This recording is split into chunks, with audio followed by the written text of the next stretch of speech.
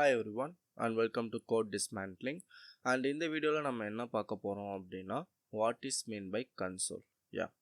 So consoleனா web development and programmingல browser and other development environments provide பண்ற tool தான் இந்த console.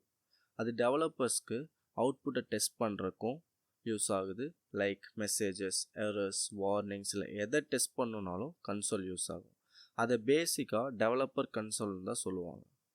And Google Chrome, Firefox, safari, edge இந்த மாதிரி ப்ரௌசர்ஸில் எல்லாமே பில்டின் ஃபீச்சராக டெவலப்பர் கன்சோல்ஸ் இருக்கும்.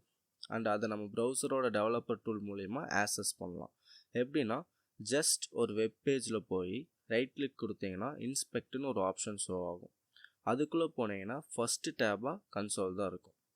அண்ட் கன்சோலுங்கிறது ஆல்சோ ஜாவாஸ்கிரிப்டோட ஒரு object known as console object.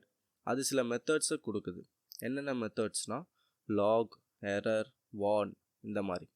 So இந்த மாதிரி மெத்தட்ஸ் மூலிமா டெவலப்பர்ஸ்னால் ஒரு மெசேஜை கன்சோலில் பிரிண்ட் பண்ண முடியுது. அண்ட் ஆல்சோ ஏதாச்சும் இஷ்யூ இருக்குன்னா என்ன இஷ்யூன்னு ஐடென்டிஃபையும் பண்ண முடியுது. ஸோ இந்த மாதிரி மெத்தட்ஸ் இருக்கனால டெவலப்பர்ஸ்னால் அவங்க எழுதின கோடை ஈஸியாக டெஸ்ட் பண்ண முடியும். அண்ட் இன்கேஸ் எதுவும் எரர் இருக்குன்னா அந்த எரரை ஈஸியாக ஐடென்டிஃபை பண்ணி ரெக்டிஃபையும் பண்ண முடியும். ஸோ ஒரு எரர் இல்லை ஒரு மெசேஜை டெஸ்ட் பண்ணுறதுக்கு கன்சோல் ரொம்ப யூஸ் ஆகும். இன் ஷார்ட்டாக சொல்லணும்னா கன்சோலுங்கிறது ஒரு டெவலப்பர் டூல். அண்ட் அந்த டூலை வச்சு நம்ம டெஸ்ட் பண்ணலாம் நம்ம கோடை. அண்ட் ஆல்சோ என்ன ப்ராப்ளம் இருக்குன்னு கண்டுபிடிக்கலாம்.